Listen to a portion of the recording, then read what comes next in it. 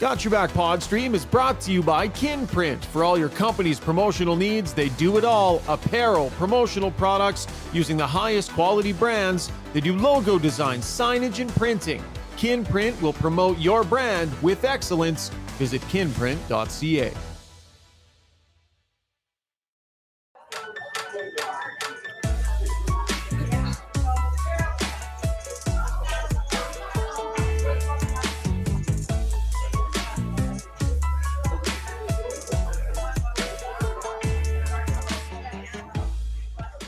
What's going on, folks? Welcome to Got Your Back Live post-game edition. Live at Longshotz tonight, and Jason Strudwick is standing by. How about that one? 6-3. What's going on with this team and their defending? The heck? Remember how good they were for like a month and a half? Nobody could get more than 2 on them? Well, those days are done for now. Jason Strudwick and I are going to break it all down. As always, Got Your Back is brought to you by our proud title sponsor, Sherwood Buick GMC. Got to check out their massive, beautiful showroom. You'll see why they're the #1 GMC dealership in all of Canada, volume-wise, 6 years running. They have stock. The staff is fantastic. The process is streamlined. And if you mention that the podcast sent you, you'll get specialized pricing and 3 free ultimate detail packages on a new or used vehicle. Visit Phil and the crew at www.gmcpod.com to see all that they have to offer. As we mentioned, what a great night it was tonight on location at Longshotz. Good crowd turned out to watch the game. Fantastic food. They had their Oiler menu rocking and rolling. Highly recommend the dry-sidle fries. Pretty good stuff. Struds, you didn't mind your meal too there, buddy. What'd you go with tonight? It looked good. It was kind of a shockingly healthy choice for where we are. It is, and that's the thing. I don't want to really make you feel bad, but I try to make healthy choices when I can. I noticed. Why did that make me feel bad? Well, why does that affect me? Well, I noticed that you chose to eat before I arrived. I did, and I actually had the plates cleared before you got here. I was afraid you were going to ask me. Yeah, and so I'm not going to make this personal. I had a salad. I'm guessing you weren't exactly in that realm.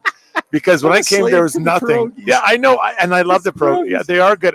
The food is excellent. It's really good. And then I ate all my wife's fries. Yeah, I saw you. You're making trips over there to just dip in the old fry bin. That's fine. I know. I didn't want any. I'm sure it's fine. I'm sure Randy was happy with them all. She was very happy. We had a great night tonight at Longshotz. And remind, just what a great spot, right? They've got the TrackMan technology and all of the Steve, you can actually, if you want to cut to the shots, a lot of the folks have filed out after the game, but if you want to run to that other shot there, Steve, you can actually see the TrackMan simulators in the background here. They've got 3 giant simulators with the TrackMan technology just in the back there behind the bar.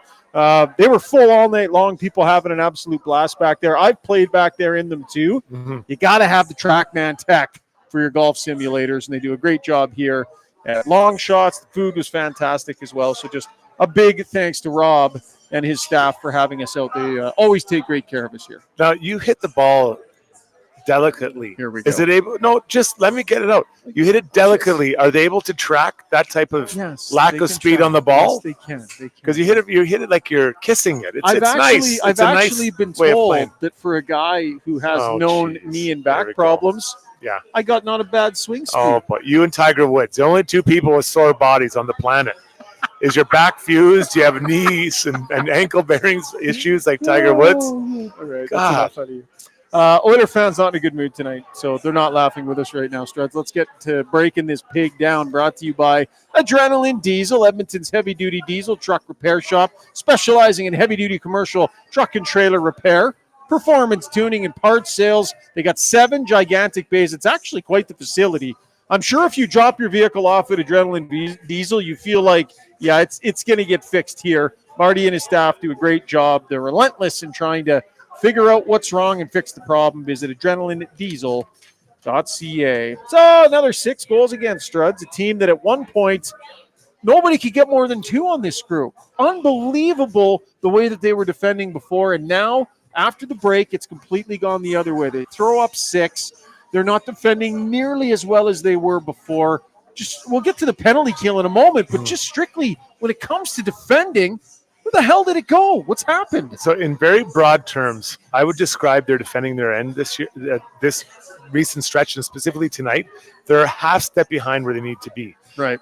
For instance, on the Torrey Krug goal, we saw Hyman just a half a step behind Krug. Krug, as the D-man, jumps off the blue line or kind of off the half wall. That's his guy, Hyman's guy, and he's just a half step behind.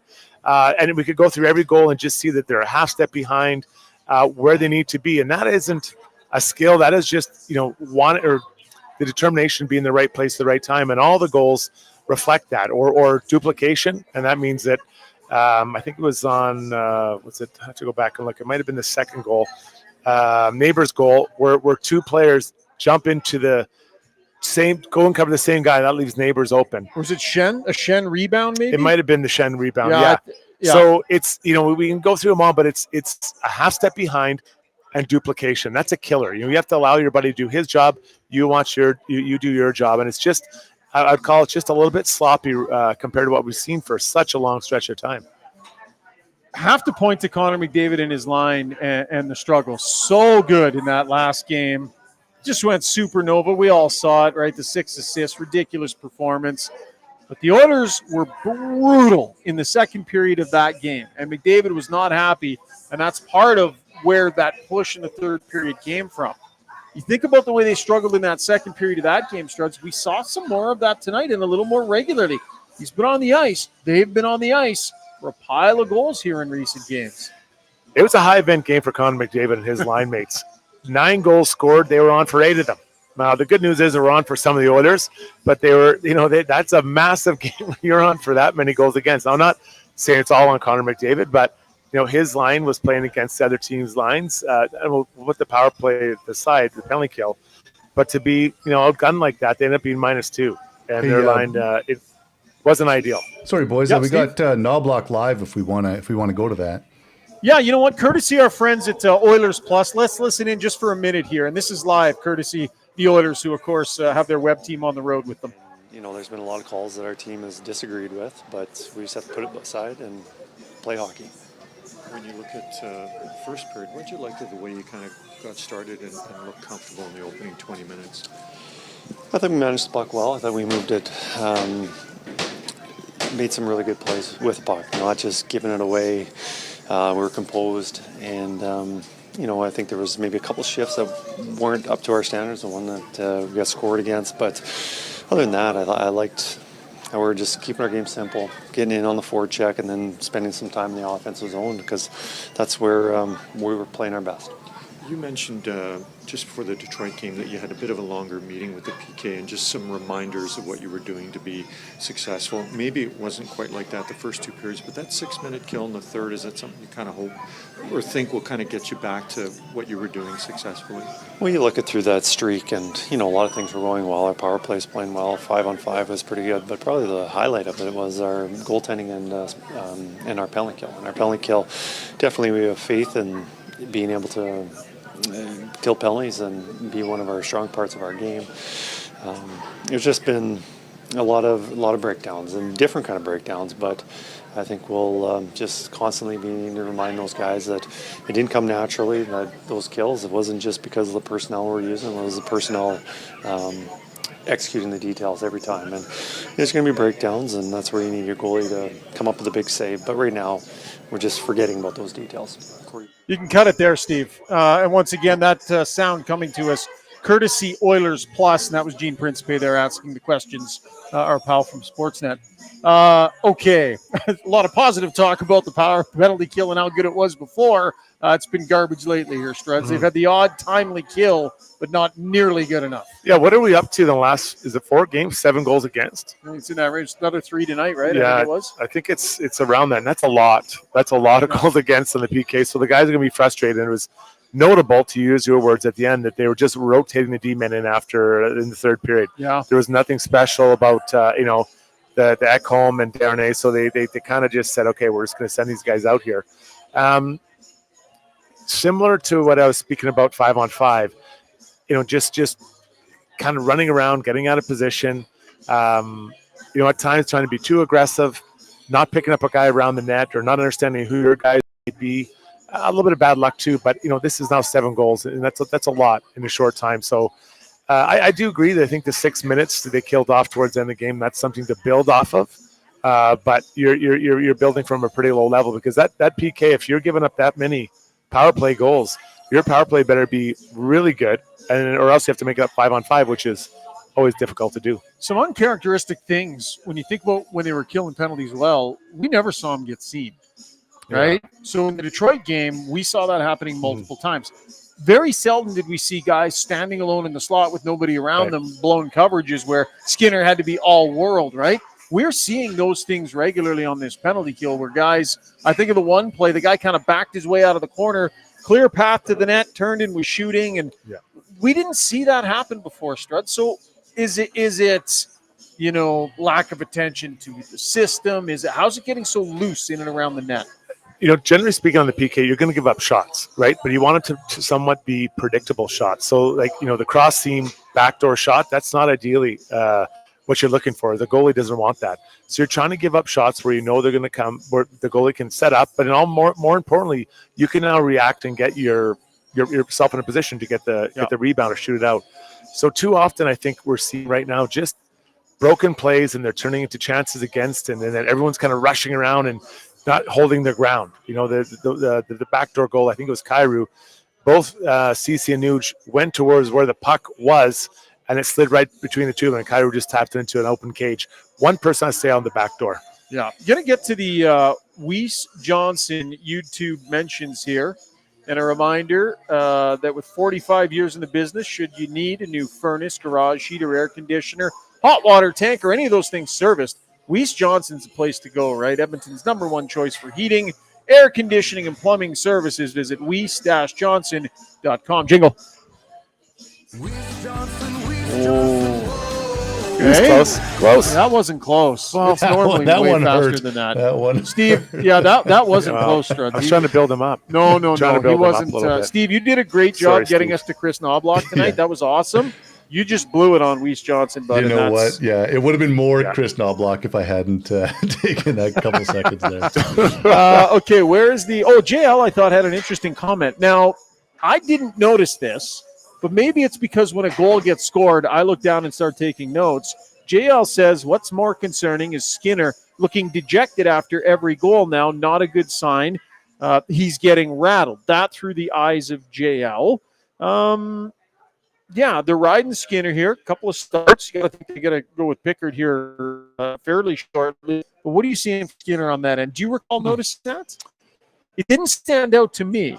Well, I'm thinking of when Connor McDade's reacting, specifically the one penalty kill. He was upset, and he kind of, I'd say, slammed his stick. You can tell Connor's mad. He kind of puts his hands in the air, and he he kind of curses in some way. So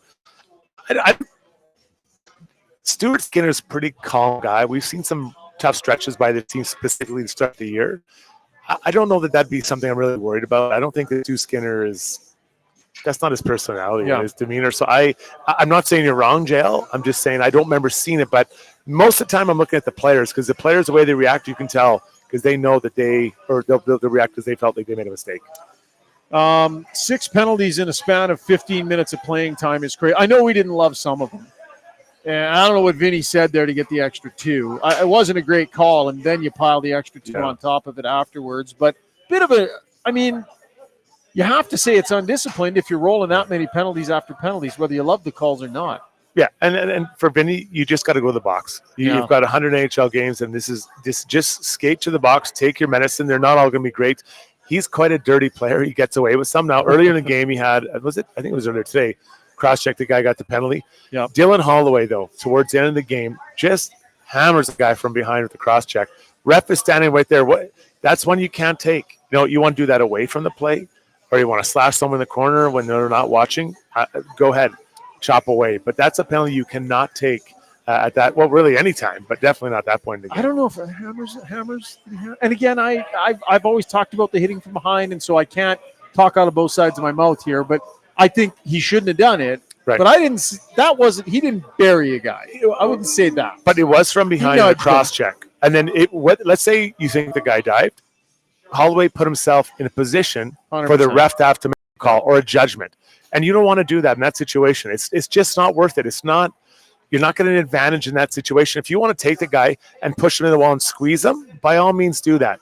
But don't put yourself in a position where the ref now has to make a judgment call. Lots of great comments coming in here on the Weiss Johnson YouTube stream, whether officiating was or wasn't biased against the Oilers in that game against the Blues isn't clear, but what is that the Oilers threw defense right under the bus. I'm just not defending nearly at the level that they had been in recent weeks, and so they're going to have to figure out how to try and regain some of that mojo, Struds. Like, it's been a pretty significant fall here, and I know that they weren't playing great hockey before the break, and it looked like it was maybe going to come unraveled a little bit, but still they were finding ways to win games. They come back from this break, like a couple wins here, and the losses are piling up. They are, but let's be honest though, there's really nowhere for their game to go but down. I mean, Okay. that was near perfection for that stretch of time. So Not their game, their results, right? Their results. there were some, but I mean, as far as defensive, Right. you're giving up that few, whether it was Yes. even strength or penalty kill, that's near perfection. That, I believe people, I can't remember who was saying it, but it was, very high heights they had of was it 2 goals against for, I would say 12, 13 games in a row. Like, Might have been more than that. that's crazy. That is crazy. So that is a very hard level to get to, or to maintain, I should say. Well, to get to and maintain, I guess. So you knew there was going to be a drop off. So now what they need to do, they need to just kind of resettle themselves again and find a level close to that, because getting to that level again might be difficult for sustained periods of time. Nate Hay, disagreeing with you as well, says watch the Holloway replay. Barely touched him, and the guy tripped on another stick. The main replay I saw was in slow motion, so we'll take another look. But bottom line, you got to be careful about putting your stick across someone's back in that position. You can't give the refs an excuse to try and do something like that. A lot of comments here about Leon Draisaitl getting thrown out of so many faceoffs. I asked Draisaitl about this. Yeah. Do you remember I ran the He did. conversation? Yeah, I do. He was so Yeah. grumpy that I was Ryan. asking him about it. Well, Ryan. But it's happening a lot. And I think there's been an edict sent down from the league this year to try and buckle down on some of the positioning. And Draisaitl, he's good in the face-off circle, so I think he tries to cheat a little bit. If you're not cheating, you're not trying. But it has to get frustrating, man. It does. Kicked out of like 2 out of every 3 draws. And you kind of, he's gonna have to adjust his way back, because Yeah. I think his mind, like, it's gonna curtail, and it will at some point, but it isn't right now. And you want him taking faceoffs. He's a really good center, or a really good faceoff guy. Just to shift the conversation a little bit, I think it's worth mentioning how well Binghamton played in the first period. Yeah. He made some great saves. So the Oilers, had a good first period. It was 2-1 after the first, and there were other opportunities that I'm thinking of. Hyman, that they could have had one backdoor. I think that was power play, if I remember correctly. Like, there was multiple chances where, or even one time Leon didn't shoot from the slot. Yeah. Same Connor Brown, I think, got a chance. He tried to pass it on 2-on-1, just shoot it. There was multiple chances, but Jordan made some really good saves. So 3-1, does that make a difference heading to the third or second? Might have. Oh, yeah. I mean, that one Yeah. toe save he made on the penalty kill, a couple real good saves. We're going to get to Connor Brown in our takeaway segment. We're going to dig in a little bit on what we're seeing, along with a few other elements of this game that we're going to continue to break down. Time to get to our UCAN Youth Services Relentless Player of the Game. Local charity, right?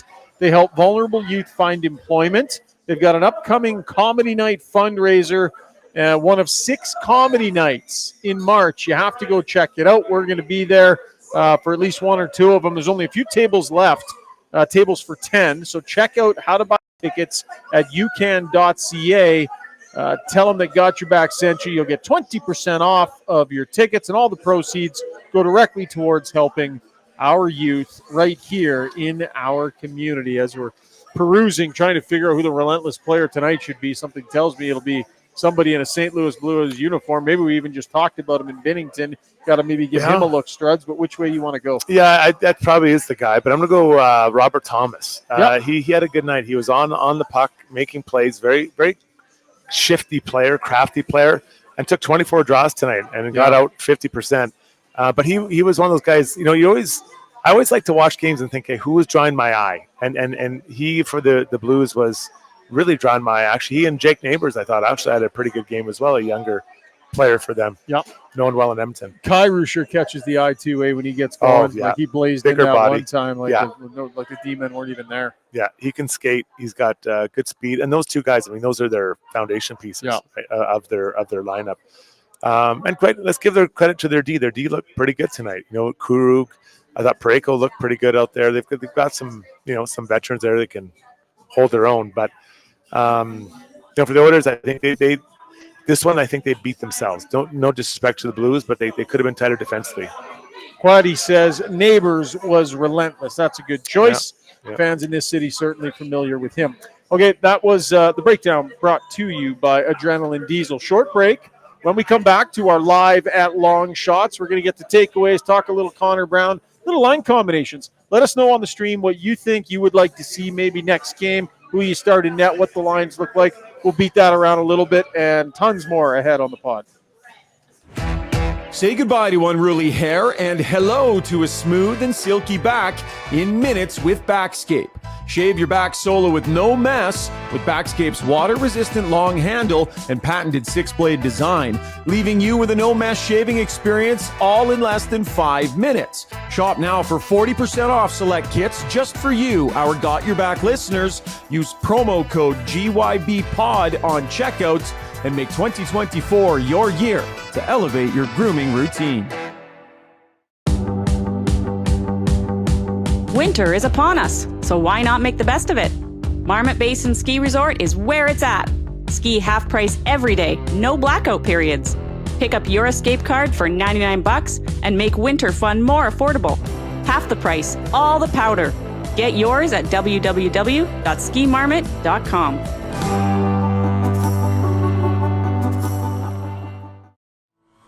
Okay, heroes, are you trying to tough it out through a sports or life injury right now? Trying to prove your mettle by grinding through, gritting your teeth? Well, Redefined Health is here to say it's time to come on in. At Redefined Health, they'll high-five you for your toughness and then get to work on helping you fix the problem.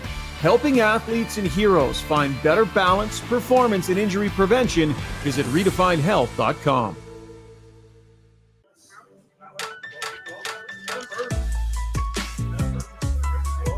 What a great crew it was on hand here tonight at Longshotz. Cheering on their oil, the faithful, Struddy, but you can just sort of see the looks on the faces. Yeah. The looks on the faces of the fans. They're up close here at Longshotz, not when we're way up at the press box at the rink. Just there's a little dejection happening. This fan base was high for a while there. They're frustrated and they're sad, dejected. It's like when you find out they're out of pierogies on the buffet.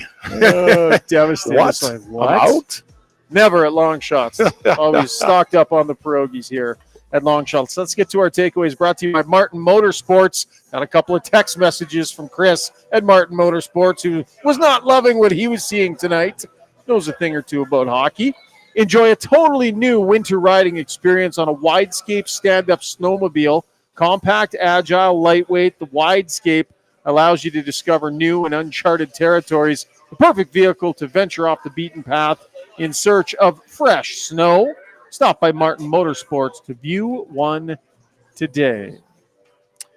Okay, let's do line combinations after we talk a little bit about Connor Brown. There was a split second tonight, Struds. Oh, You weren't quite paying attention, and you misjudged. You thought he had one, and you were ready to just erupt. I was buying a round of China Whites. Yeah. So what happened was it was on the Corey Perry goal. Thank you. I reject your China White. I didn't know they're delicious. And it was, because it's a writing, it happened so quick. You're like, oh my God, I think that was Connor Brown.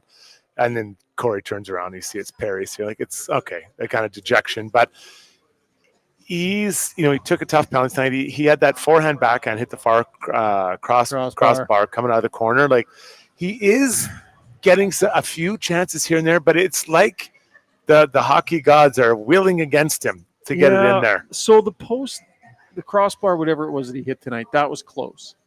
But Struds, I don't think when I watch him play, I don't think, oh, this guy's close. This guy's close to breaking through. I don't see that. Now, that crossbar aside, that's different, right? He was close there. Yeah. But I'm not seeing it like, Well, you've had faith. Like you still, you're still hoping for 15 for him, and we'll see. But I I just don't see it offensively in the hands, in the opportunities, in the generating chances. He's just kind of getting by. Yeah, I think he has zero confidence. You would think. They put up a graphic tonight. Yeah. Most shifts without a goal, and he was like, it's in the thousands. Yeah, it's like He's 1,200. in the thousands of 1,200 shifts without a goal. I couldn't imagine. No, just kidding. But what a dad. When you look at it, I do feel bad for him. I think part of me is that I can only imagine how he's feeling right now, and I want him to score so badly. And also for the Oilers themselves, if he can get scoring, it'll help so much. Because his expectations were much higher than this, obviously, and it's just been going sideways for him. He was brought in to play in the top 6, and he's in the bottom of the lineup. He might be out of the lineup next game. I think there's a chance. Sam Gagner came back out. Now you've got Janmark back in there with Connor and Derek Ryan. It'll be interesting to see how this shakes down. But I think he is vulnerable to being taken out. Tonight, and that penalty he took that's a tough one. The hooking around the waist, that's frustrating. For a fourth liner, that's a penalty you don't want to take. You want to see those guys taking boarding or charging or hitting, whatever, like something that is a physical penalty. The tripping, the hooking, that's just not happening on a coach's watch. Excuse me. Okay, Simple 101 says the third line was hot garbage, as the kids say. Lots of chatter about the third line not being nearly good enough and that being a big problem. Shane Matheson says third line is dreadful. Fogs, McLeod just floating. And these are players who I'm thinking about Fogle and McLeod showed earlier this year for a stretch. It's like, oh, there it is. They found it. There it is. Now, some of that came, obviously, when they were playing with a player like Draisaitl, but they earned their way into that spot by playing well. And right now, there's pretty significant regression. Well, yeah, they don't have a lot of extended shifts in the offensive zone. Yeah. I think that's what a third line needs to do. I always talk about beating a team or being heavy below the top of the circles, pounding it down low, grinding down, and especially when Perry's on that line. Yeah, that would Perry be started on that line, by the way. That was the third line tonight. Was Fogle was down. It was Perry on that line too. And they need to have that kind of juice and that kind of grind, because Holloway was lifted up to the second line, and I didn't think he had a great night in that spot. So there's definitely some challenges here for Knobloch to kind of figure out what his line combos are in the perfect world. Should we try and piece together some lines for next game? Like what? So we saw the adjustments, right? He had McDavid and Draisaitl with McLeod. I think he went. Yeah, Is that what I had there in my notes? But Perry also got a shift on there, if I remember correctly. Did Perry get a look up there too? So he started moving some things around. He had Kane, Nugent Hopkins, and Hyman pieced together. Nothing was working. I like that line. Different stuff. That's the line I do like. So you like 91, 93, and 18. Yeah, I do. I do kind of like that line. So then, I mean, could we see a bit of time here with McDavid and Draisaitl back together? They went that way before the break, and then they got away from it afterwards. So who do you put up there? Do you put Perry up there, and then you have the line that we think should be the third line? Yeah, I mean, Fogle, McLeod, and so Perry gets into a scrap. He scores a goal. So you think, okay, an active Corey Perry type night. But overall, which way do you think his play is going? I don't think his play is going in a way that's rocketing him up the lineup. No. I like that he got stuff done, and I like that he was willing, and you want to reward that, but... Yeah, so you're saying the outcome is greater than the journey for him. He found a couple moments, and good for him. But that's what a veteran does. That's what you're supposed to do. So then who do you put up there? Because you have to build a third line. Maybe put... I can't even say this. You can't put Fogle up there.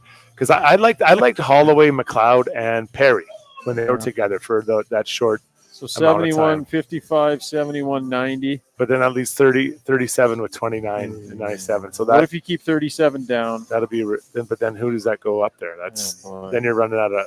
Do you give Connor Brown a boost?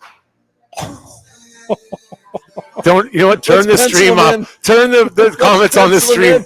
I was just fired by everyone listening and on the podcast tomorrow. Okay, folks. Yeah. Jay, you heard it here first. Struddy says promote Connor Brown to the top line. Why not? No, I didn't say why not. So that's a desperate move, actually. Maybe I should pull that back. But the problem is, Fogle hasn't earned it. Well, yeah. So if you're going to put those two together, Holloway hasn't. So I guess then you have to go the other way. Who do you want to play with those two guys? Then you build your other lines. Because I started my second line first, and then just knowing those two big guys are together. You know what I think we should talk about now, considering we're trying to construct a top six and we just have absolutely no clue how to do it, is the trade deadline and how this is becoming very, very clear that I think it's going to have to be more than just maybe a guy that can moonlight in that spot. You want a guy. Maybe who they plays just in the need to top make six. sure. Maybe they just need to make sure with this acquisition. So we talked about Anthony Duclair, right?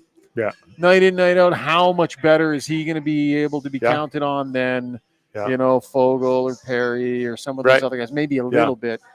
Maybe what this is signaling is no, they can't. They got to go. Don't leave it to chance. Don't leave it to chance. Go get a guy that very clearly belongs in that position. So what's the opportunity lost or cost on that for other additions? Yeah. Or in terms of you can't can you? So if you really want to make sure on your second line, maybe you can't do what you wanted to do on your fourth line at center. Right. Maybe you can't do what you wanted to do some other spots in the lineup. But I would suggest someone's going to get bumped down. So a guy that would probably be a third line-ish player ends up bumped down because there'll be a shift there. But maybe they can't half-ass it on this acquisition. Maybe this is showing crystal clear that they need to get someone. I don't know what people here on the stream are thinking. Somebody's suggesting Raphael Lavoie gets a shot in the bottom six. Maybe try and inject a little bit of size and youth into the lineup. I don't know if they're necessarily at that point yet. Based Ekholm says, I'd put Connor Brown on the top line in Bakersfield. No. Is what he had to say about that. Well received. That's but I wonder, do they sit in that coach's office just as befuddled as you and I seem to be right now, trying to piece together a few lines? And you do have options outside the lineup. Sam Gagner, we saw him play last game, but I don't think that anything's off the table, but this guy has shown he's not going to shake it up too much, although he did today in the third period. And maybe you don't have to shake it up too much when you are winning that many games in a row. So now is maybe his real time to kind of figure this out. And this is he's in and out of a challenging period to sort out. Be interesting. I'm really interested now. We're going to see a little bit more about what Chris Knobloch is about here. Yeah. It's been pretty rosy so far and good for him. His team has earned wins under him, and he gets credit for that. Most of the levers that he's pulled and the buttons that he's pushed, most of them have kind of worked. They have. Yeah. You could say that he kind of unnecessarily broke it for a game or two with all the changes on the blue line. I'm not blaming this whole thing on that. But we both looked at that and went, that doesn't make sense. Why is he doing that? And that did not get them off to a good start out of the break. So maybe a bit of a bogey there, Struds. I think changing the D pairs isn't as dramatic as people are reacting to it. I don't know, man. And not people, I don't mean you. I mean Rob fine. Brown. But I it's not like he changed all four lines. I think that the D, it's a little bit. I don't think it's as big a deal as I played in it. People change your line. Okay, I'll play with someone else. It's not that difficult. But I don't think that cost them. Tonight, it was their D zone coverage. I think that's what cost them, and both on the PK and 5-on-5. And then Binnington, I thought he was a story in the D zone coverage if I were to highlight, that's the two things I think that we saw would challenge them. We'll wrap up takeaways. Shane Matheson, regular contributor here. He threw some lines out, so we'll take a look at his. He's got Draisaitl, McDavid, Connor Brown. There you go. Jeez. Kane, Nugent Hopkins, and Hyman. He's got Holloway, McLeod, and Perry, Fogle, Peterson, and Lavoie. Excuse me. So he would like to see Raphael Lavoie called up and dumped in. Martin Ferguson offering a suggestion. We all want Boone Jenner. If you go get Boone Jenner, I think he steps into the top six on this team. Problem is he's center. He can play wing, but it's a lefty-righty issue as well. This team, you just got to the answer might be you just have to play somebody continually out of position. Yeah. Well, but maybe Boone Jenner could be your third-line center. That's not helping the top six, though. We just talked about needing to make sure in the top six. But then McLeod rolls up. Oh, so Ryan McLeod, you sure bet in the top six? You can't. That's half-assing it, isn't it? So who is the ultimate right shot winger? Vladimir Jordan Tarasenko. Jordan Eberle. Like Yeah, a guy who it's like those are the two. he's on Yeah. your second line Okay, or that's he's fair. not. Those What's are he your- here for? Yeah, that's fair. That I can get behind that if that's what it is. So what is Jordan Eberle or Tarasenko? I don't think Tarasenko's a first round pick, is he? Oh, no. $5 million. I think I want to say he has 13 goals or something. I might be wrong. Yeah, no. I wouldn't think so. Although, But I guess you never know That's- when you get desperate at trade deadline time. Yeah, so it gets a little high. Yeah. It's a pretty high number, and I know that the numbers trickle down. I get all that because of the time left in the year. But I'll be interested which way they go. On nights like this, it makes you feel like they just need to make sure Yeah, they fill fair that point. hole. Yeah. They need to make sure they do. That recently, Selfish on the PK, they've been losing quite a few draws on Yeah. the PK in their own zone. And you hate to have to roll Draisaitl out there for a few extra draws here on the PK because you don't get off on all the time in the playoffs, because there's nothing more disheartening. And actually, I shouldn't say it feels so good when you're in your own zone and there's 2 minutes left, 2 minutes power play. Your center wins it and you shoot it down. You're like, that just killed 20, 30 seconds. Yeah. And then you're vibing. When you lose it, you're like, oh God, we're going to be here for a minute and a half. All right. That was Takeaways brought to you by Martin Motorsports. When we come back, going to take a lap. We got Struddy's World still to come. Ask us anything as well. Plenty of show remaining, so stay with us. If you own or operate a business, you know the value of a great employee. Just ask Schauger.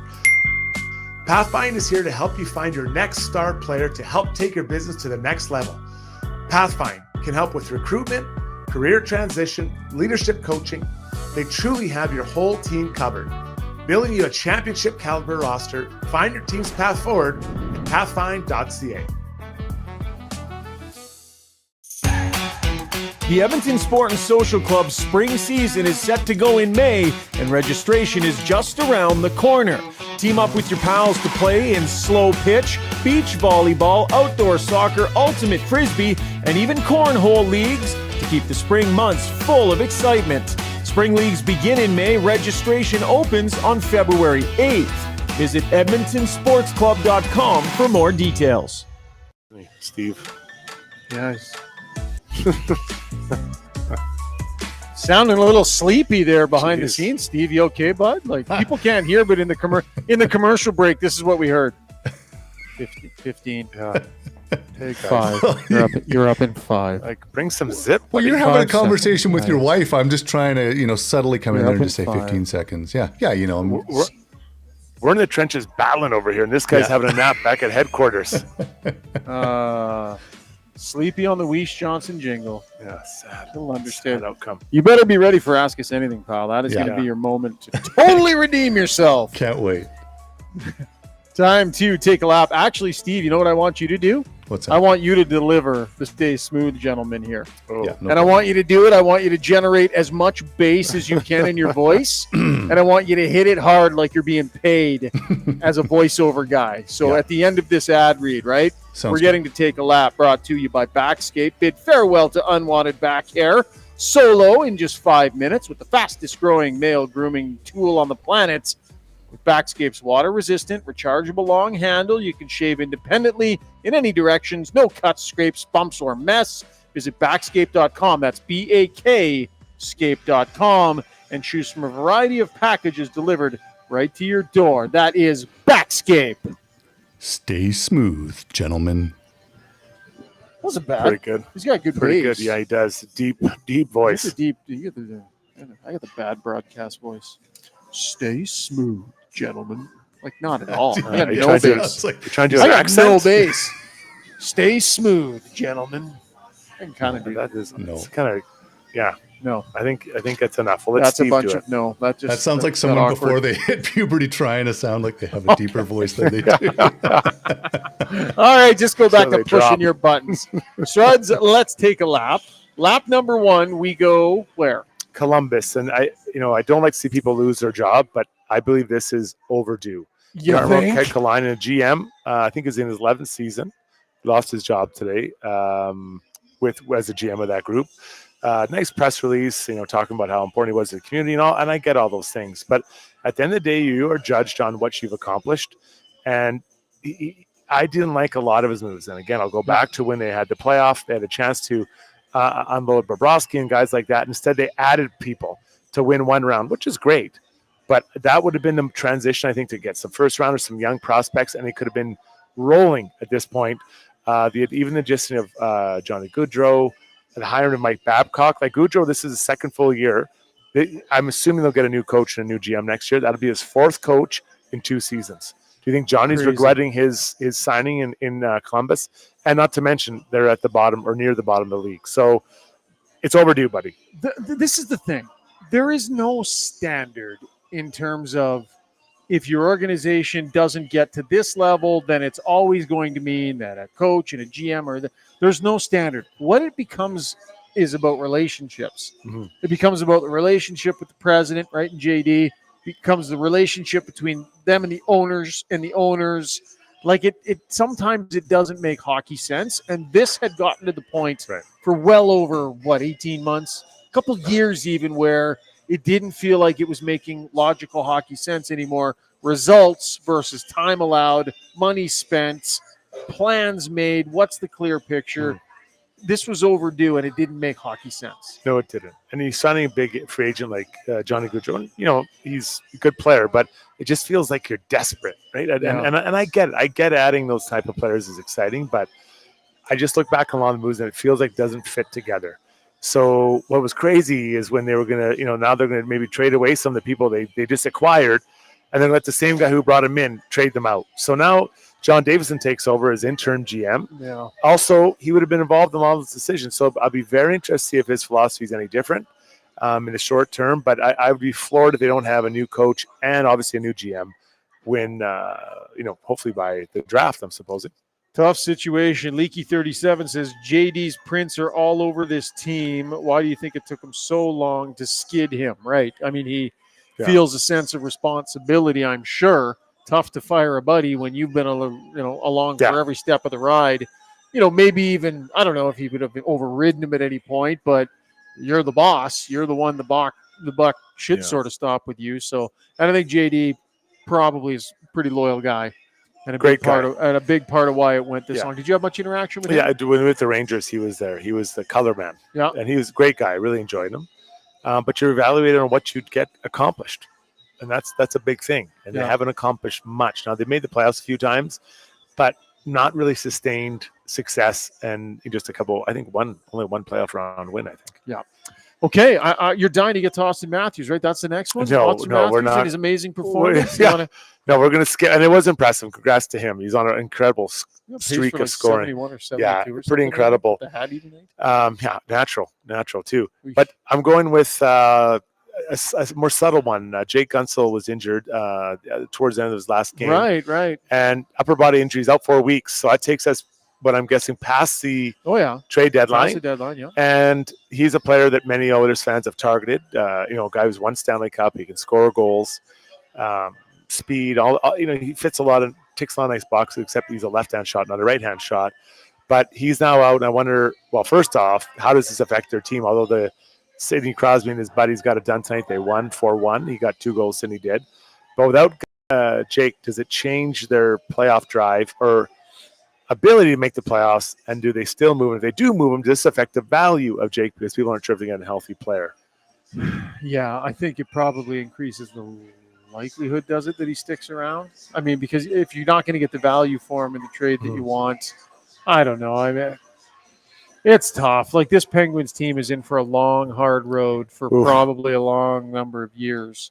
and so I think even though they're in the fray, it makes some sense to get going on that process. But the price just came down on the bottom line. It had to. If they're thinking of moving him before and still thinking, if you're acquiring Jake Guentzel and you don't get him till a week and a half after the trade deadline, you're not sure what shape he's coming back in. I mean, you're digging into medical reports. You're finding out exactly what this is. You do your due diligence, but price has to have come down, doesn't it? I think so. I mean, I guess you'd have to get a doctor and all that to look at him and make sure that what is going on. When I watched it, maybe it looked like it's upper body for sure, maybe a shoulder. So we're it's 4 weeks, but this Penguins team, and talk about a bad move off the hop, adding Carlson by Dubas. I think that was the wrong move right at the start of his tenure with this group. So you got to maybe try to get a pick back or some draft picks back for Gensel. Maybe it's one based on some level of contribution and games played, the trade. So we'll see. Conditions, I guess those are called. But it was that Penguins team. You're right. When these guys are done, it'll be some dark years, lean years for that group. Yeah, spend, right? Yeah. But I mean, you got Crosby and you got Malkin, and you feel like you need to be going. You got to be going, right? You owe it to them, but tough. Interesting to see which way they go. Tough injury for them. Okay, that was Taking a Lap, brought to you by our great friends over at Backscape. Going to give away a hat again tonight at the start of our Ask Anything segment. A reminder that those provided by our great friends over at Kin Print, helping you find creative ways to promote your brand, high-quality apparel, top-of-the-line brands. Visit kinprint.ca. Gave away some more of the swag tonight. Had a few extra hats on hand. Where am I looking there? There you can see they got the white and the blue as well. They got a bunch of different iterations, and we've been happily giving away some hats each podcast, so we're going to do that again. When we come back, Struddy's World, we'll give away a hat. Ask us anything. Stick around. Longshotz Golf is the destination for both golf enthusiasts and sports fans. Top-of-the-line TrackMan simulators provide a highly entertaining and accurate golf experience, while a full-service sports bar loaded with big screens and scratch kitchen make it a truly unique destination. They have locations in Sherwood Park and Edmonton. Experience the best indoor golf and sports bar in town. Visit longshotz.ca. That's Longshotz with a Z.ca. Time to talk about your mortgage? It doesn't have to be a daunting conversation. With over 16 years in the industry, Maria Gallus with Maximum Mortgages knows how to make it easy. With access to dozens of different lenders, let Maria customize the perfect solution for you. Whether you're purchasing, refinancing, or renewing, or a first-time buyer, Maria's simplistic approach and expert advice will have you feeling confident you're in great hands, making informed decisions. Take the stress out of your mortgage journey. Contact Maria Gallus at mortgagesbymaria.ca. That's mortgagesbymaria.ca.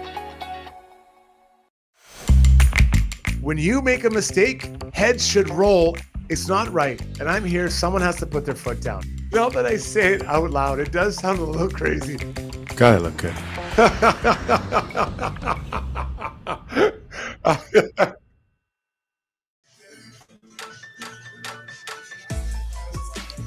So Noel Rinsky, who's a regular contributor on the stream, spitting a little bit of logic and preaching some calm on the YouTube stream tonight. He says, question, why does everyone have to overanalyze this team? Sports talk doesn't have to equate to overreaction. Now, I'm not sure, Noel, you can clarify if you feel Struds and I are overreacting in some way tonight. Fair enough. Let us know. Then he also adds, where is his last comment here? I just wish people could understand that sports seasons are rarely a straight line. The ups and downs, and the fans ride this roller coaster. But I do agree. You need to take a step back. You need to take a breath. And I don't think we're overreacting tonight in terms of, it was a tough game, right? For sure. It hasn't been great since the break. It does change your thought process a little bit on maybe what they need to improve. Big picture, this Oilers team is still in good shape. And there isn't reason for panic. One of us made the comment that put Colin Brown on the first line. That's a good that might have been overreaction. I'm not sure who said it. I think it might have been Steve. Yeah. That does sound like a bit of an overreaction now that I say it out loud. No, fair point by you. We agree with you. Struds totally overreacted. I apologize. What do we got tonight in Struddy's World, my friend? It actually came to me tonight as I was watching the game. So, Cody, there's two defensemen that got penalties at the same time. And as Cody Ceci came out of the penalty box, he was playing forward position on the penalty kill. Yes. And it makes me wonder, if they're going to put 4 forwards and 1 D on the power play, why not put 3 D and 1 forward on the penalty kill? Especially when you're looking at that You mean regularly? Yes, at 1-1-2 when you play that type of style, D-men understand angles, they understand stick positioning, and they're more willing to block shots generally. But it's unfair, I think, to say that forwards are scared to block shots. Is that what you said? That's not what I'm just That's saying. exactly what you said. It's more part of what the expectation is. So I wonder why no one's ever done this. You know, and we're talking about Struddy revolution. Yeah, I mean, here. you know, probably going to see it now all over the place the next month or so. Let's think. Yeah, we'll promo this on Twitter tomorrow.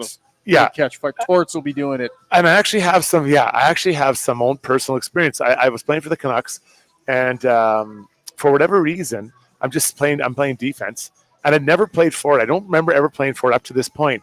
And also, Mark Crawford goes, "We're killing a penalty." He goes, "Struddy, you and Trevor Linden go kill the next penalty." I'm like, what? Huh? And then so Trevor's like, come on down here. I'm like, come on down. This isn't the Price is Right, buddy. So I walk down there. I pass all the forwards, and you can tell they're giving me the desk glare. And I was loving it. I'm like, suck on it. Hi, guys. So I jump out there, and I actually did a pretty good job. And I remember I came back and sat down, and I said, how'd I do? Trevor's like, you did great. You're where you need to be. I'm like, I watched all the meetings, and I knew where they're supposed to go, but you're just kind of in the right way. And so we did it, you know, infrequently, but every now and then I would get the tap. So I wonder why they wouldn't do that more often. You know, they're so quick to put 4 forwards on the power play, put 3D on the penalty kill. Interesting, hey? So the forwards are kind of encroaching on the D's space on the power play, right? A little bit. So why not flip it around the other way? That's what I'm saying. I mean, here's the thing, though. When you put a forward on the power play, you're not really asking him to play defense. No. Whereas if you put a D out on the penalty kill, right? Like, I guess you're not really asking him. You're kind of asking him to play forward a little bit more, though. He's just defending. You're just defending angles. You know, making sure you're pushing guys down. But what happens if they have to get the puck and skate with it and stick handle? Well, then ice it. Like at the that's front the of job. Well, they're not. They're not looking to create. I think that the idea of creating offense when you're shorthanded is a little bit overblown. The primary job is to get it done. Like, so let's say the Oilers have one shorthanded goal the last 5 games. Does that change the fact that they've allowed 7? I mean, I guess you're -6 instead of -7. So I actually think that this may be something we should take to the highest levels. Rob Brown, he's next on. I'd love to hear his insight. Rob Brown on line number 1. Somebody mentions that the Oilers D all naturally go down. So it would just be a shooting gallery with a bunch of players laying on the ice. Yeah, but it's different. They go down around the front of the net. You know, I think like you think of Brett Kulak up front. Very good skater. He's good at surfing over, angling. You know, it seems like a natural fit. Now the problem is the face-off. So it might have to be on the fly. Kulak on the fly. Second man, you know, second on the door. That's kind of what you probably have. But the more I think about this, I'm actually talking myself into it. I might have just changed the game forever. Yeah. Let's all remember this moment. February 15th. At the time and place. Longshotz. I don't know. I don't know if there's any other coaches out there on the stream. Feel free to weigh in tactically from a coaching standpoint. By the way, there was a point where you played a significant amount of forward, was there not? Yeah, it wasn't my favorite time of my life. Just go out there. I was out there I was like the fighter. Like I shouldn't bring it up with you? No, I'm happy to talk. Not go there, listen, Shoggy, or if I have a choice between playing forward and not playing, I will play forward. Right. But like there was a time in Vancouver I'd slide back and forth, and I actually enjoyed that. I enjoyed that. Like, what year would that have been? I don't know, like late 90s, and I'd be back and forth, and I kind of liked it. Yeah. You know, kind of, and not that I wasn't like I was Sergei Fedorov playing both, doing it really well, but it kind of gets you thinking and kind of keeps you engaged in the game. Not that you're not normally, but it's kind of unsettling, so you get going. I enjoyed it, but just like I'd play. Was that Crow?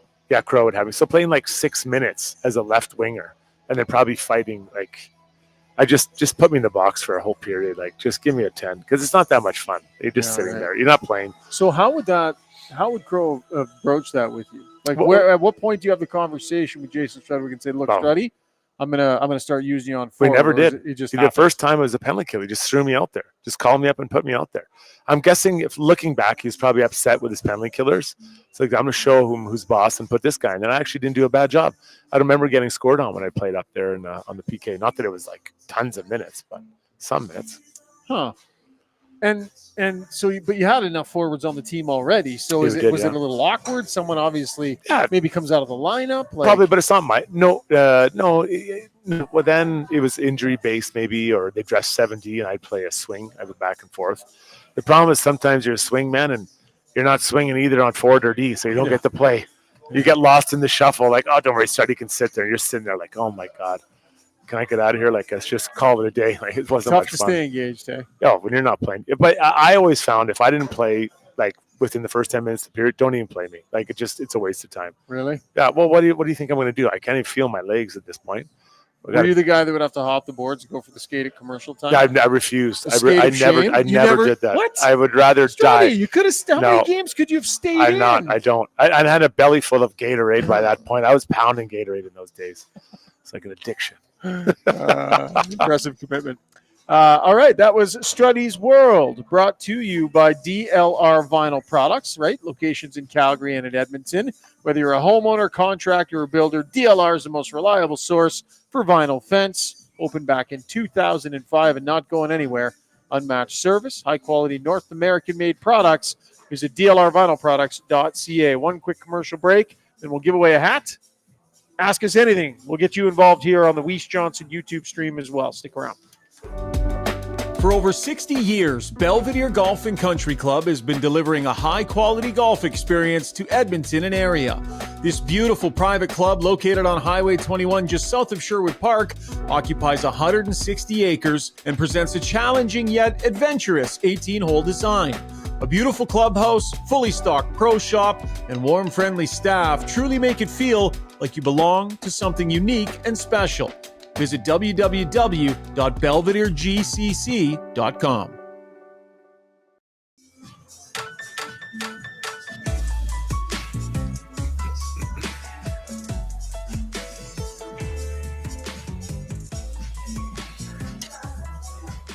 All right, welcome back to the show. Time for our Kin Print giveaway, brought to you by DeBoer's Golf Shop and Fitting Center, aiming to help you play better golf with fitting, instruction, and after-sales support, golf merchandise, and clothing as well. Quick little trivia question here. Send your answer to gotyourback18@gmail.com, and you can grab yourself a hat along with $25 in store credit at DeBoer's. So if you get the right answer to this question, excuse me, your name will go into a draw, and you can grab yourself a Got Your Back hat. Real simple one. I want to go back over the past two seasons. So this season and last season, who leads the Oilers in penalty minutes in that time? So making you do just a little bit of math, just a little bit more work. I've been pretty easy on you so far. Little bit of work here. Who leads the Oilers in total penalty minutes this season and last season combined? And once again, the email is gotyourback18@gmail.com. You get yourself a Got Your Back hat and $25 of store credit over at DeBoer's.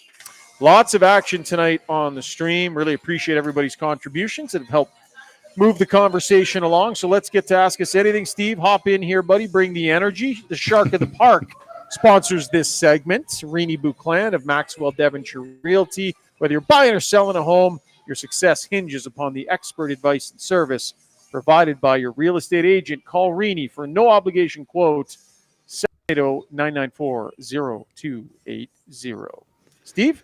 All right, yeah, just lots of comments on the game. People are down. It's funny. Martin Ferguson right off the bat said, "Are we good? Are we not good? ... I'm not sure." Jason, maybe that's what Noel was talking about. The overreaction, right? Yeah. Yes, they are still a good hockey they're team. good. They are, and this is not anything to be feeling panicky over. It's just the ebbs and flows of a season, but they need to get her going here. Yeah, Jason Hui said, "What's happening to us? We're better than the Blues." And Simple 101 said, "We're semi-slumping at the moment. That's all. After a successful run, it's frustrating to see, but that's all." And some good comments on Noah Rinsky's comment, which again was, "Why does everyone have to overanalyze this team?" Noel Garrity replied, "Noel, this is no place for calm, thoughtful reactions." Martin Ferguson said, "I blame the decade of darkness." Chaos Never Died said, "Because people are fans, a.k.a. fanatics. Let us be idiots in peace." And Shane Matheson Just finally said, "We're all great GMs sitting on the couch." So some funny stuff there. When you played on teams that went through stretches, and I guess it depended on the expectation level on your team that year, but when it's bad, when you're in a weak stretch and you're not really where you want to be, where you need to be, How much does the mood on the team, how much should it change when you're in those pockets, do you think? Well, the hard part is when you're struggling, and I don't call this a major struggle. It's a kind of like a, they win one, lose one type of situation. You want to just get some consistency to your game, and they haven't seen that. There's been good periods, bad. Like the first period, I say, was pretty good. Second period and third period weren't quite as good. So you need to find a way to level that out, and you hope that you find a way to do that with your line mates. And you got to bring energy to the rink, and you can't get too negative, because if you keep getting negative, it just seems to bring energy down on the group. Cards on the plane, laughing on the bus to the airport. Like, can you there'd just be no laughing. I don't think there's laughing. Not laughing. So but like, how much does it have to change? It's not like they don't want it. They're trying to win, right. So I think you get on the plane tonight, and you're pretty calm. Like you sit there and you talk, but when after a win, everyone's happy. There's winning and there's losing. There's nothing else. Like, would there be cards on the plane after a loss? Oh yeah. You think? Well, whatever. Every team I played on, but we didn't have really a lot of Stanley Cup aspirations. Yeah. But guys would play, but everyone just kind of settles into your own thing. That you're not. But tonight would be a pretty late night. Actually, they might have stayed in St. Louis tonight. I'm not sure what their because it's afternoon game in Dallas. Yeah. Maybe they were flown. But either way, you get on there, but you understand the moment. You're not laughing and having a good time after a loss like that. You're frustrated. And everyone kind of just, thinks about what they've done that would have done better. Nate Hayes says, I got so mad at my buddies who said the Oilers only beat the easy teams. Then they end up losing to all the better teams. The Oilers took advantage of a lighter spot in their schedule, and that schedule set up for success for sure. And the Blues, they've won 8 of 10 games. Yeah, it's not like they're playing well. And are they an elite team? No, I don't think they are. But they played well tonight, and the Oilers kind of played a little loose in their own zone. Yeah. Steve, what else you got, buddy? All right, a few comments about Derek Ryan. So everyone's talking about Brown, but Ryan is the weaker player these days. Brown isn't getting scored on even on the PK. Ryan's getting shredded on the PK. And even less effective offensively, JL replies, Ryan out, Gagne in next game.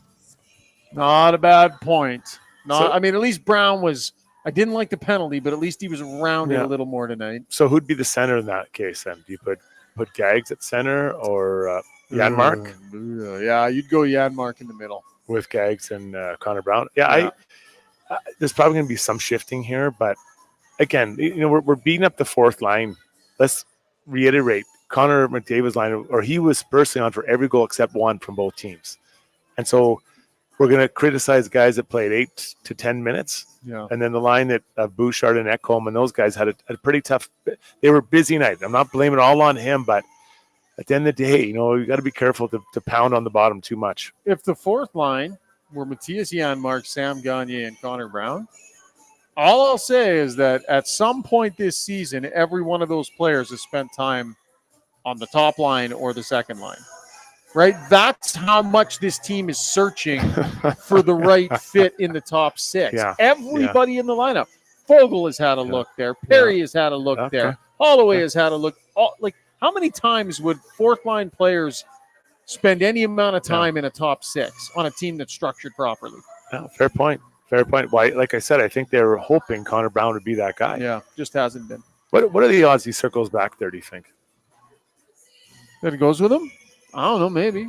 Let's try it. Give it a go. I wouldn't look at that and go, oh, that's ridiculous. I'd go, he hit a crossbar last game. Maybe he gets off the schneid. Just give him a chance. The reaction online would be, it'd be worth it to see it. I wonder if that'd be quite the play. Bold statement. Bold strategy. Steve, a couple more, buddy, and then we'll get out of here. Phiro Genacia said, we're top 3 in every offensive metric, 31st for power play opportunities, 29th for power play time on the season. Let's not pretend this doesn't have a substantial impact on the momentum of games. Yeah, I see what you're saying. You're saying that the Oilers don't get enough calls for their team, and I don't know. I'm never. You can't control the refs, so I'm not one to really talk about the refereeing. I just don't see it. I think the Oilers get away with some, and I think some get called. But there are many egregious non-calls tonight against the Oilers. Yeah, not that I can recall. I've none. It's the odd time I'll mark one down. I didn't mark any down tonight. I didn't think it was egregious. It feels like referee talk is kind of like and no offense to the commenter, I'm not calling you this, but it's kind of what losers talk about, right? When you've lost and when you're constantly losing, it becomes a narrative that you buy into as a poor me sort of a thing. Right. So, well, you can't control it. It's It's not like on the list. complaining about the weather. You can't control it. So control what you can control. Yeah. Or your co-host wardrobe, right? There's only so much you can do. Steve, 2 more, buddy. We'll get out of here. Penner's Pancakes says, do you guys anticipate moves after this road trip? Kenny Holland getting ahead of it. Yeah. Here's the thing, and Hart Levine from Puckpedia spelled this out very well for us. Yeah. He didn't expect the Oilers to be a team that got too far ahead of it, because for every day that the Oilers have the roster at what it is right now, they're accumulating cap space. Right. And so to make a deal where you're taking on a player and taking on dollars this early, all it does is it eats into the $2.4 million that they could potentially have. If they just stick with this matrix until right up to the deadline, they'll have in the range of about $2.4 million. Now, if the right trade comes along, sometimes you got to just let the market take you where it's going to take you. But Hart did not feel that strategically it made a lot of sense for the Oilers to get ahead of it from a numbers standpoint. Last one, Steve. Okay, let's end with a goalie question. Who's going to start on Saturday? That comes from Chris R. Skinner. Your feel on the goalies. Yeah. It's got to be Pickard. You think so? It's Pickard. Against Dallas, a pretty good team. I guess so, but I mean, because who do they play next Monday? Isn't it Nashville? Yeah. You make a good point about the quality of the competition, and maybe for that reason you put your guy in. But in terms of the ebb and flow of everything that's just gone on, you go to the other guy. At a certain point, it's got to be like win games and you get to keep playing, or if you don't win, and the other guy's fresh, he goes in. So why didn't you do that when they played Chicago Blackhawks many months ago? So is that who you're saying you think will play, or who you think should play? That's who will play, and that's who I would play. You would play. So and then Monday, I believe it's Nashville Monday, correct? I think I might be wrong. I think, but that's who I'm going with. Is him. Pickard on Monday. Aaron St. Pierre says Skinner does seem a little bit overworked, although they just had the big break too. Arizona Monday, right? Arizona. So I was there. You go in the right vicinity. So I still play Pickard on Monday. What else Calvin we Pickard. got here? Nick Dowd needs to be on a plane to Edmonton tonight, says the Dr. Carpy. I mean, again, that's a fourth line discussion, and bigger problems up a little bit further on in the lineup. All right, that was Ask Us Anything, brought to you by the Shark of the Park, Rini Buclan. As we wrap up the podcast tonight here live from Longshotz, a fantastic night that it was, Struddy. Yeah. Outside of the dry sidle fries, and the food that you had, the pierogies that I had. Did you have a gem of the day in mind? Well, there's many, but I don't like to do this. I'm going to call my own number. Where I suggest Connor Brown. I refuse to do it except for tonight. Connor Brown to the top line. I think it's just so crazy. It might be the outcome. Might be something they do. Hey, yeah, we'll have to see. I've got another suggestion. Now, people wouldn't have had the honor of being here to hear it. When Struds first arrived, he rolls up, and wonderful staff comes up to take his drink order. Diet Coke. And then as she's walking away, he stops her. He goes, "Do you have any grenadine?" I'd like some grenadine in that as well. She stopped dead in her tracks and turned, and I think she looked at you like you had 3 heads. She did. What are you doing? Why are you doing what? It adds a little soul to the Diet Coke. It's delicious and nutritious in many ways. There's really no way that's nutritious. How that you're just adding the sugar back into the Diet Coke that you took out. That's right. Why? Steve, that's exactly that's what a I'm great doing. point, Okay. Steve. Why order a Diet Coke and then add grenadine? Because it's just enough shot to give a little bit of soul back. I've been doing it for years. Started with what is that one the kids always order? Shirley Temple. Yeah. It's similar. I've loved it since then. Oh, delicious. One of the many bizarre idiosyncrasies. Oh, there you go.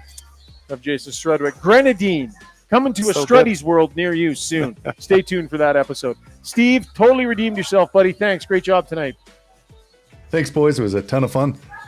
All right, and thanks to everybody for your contributions in our Weiss Johnson YouTube stream as well, and for your downloads and your subscriptions. And a massive thanks to Rob, Bailey, and the staff here at Longshotz. We had a great crowd on hand for the game. An absolute blast. Great food, great drink. Everybody in the golf sims looked like they had an awesome night as well. So huge thanks to them for having us out. And as always, thanks to Sherwood Buick GMC, our title sponsors. We'll chat again in a couple of days, folks. Until then, stay safe. Be well. Talk soon.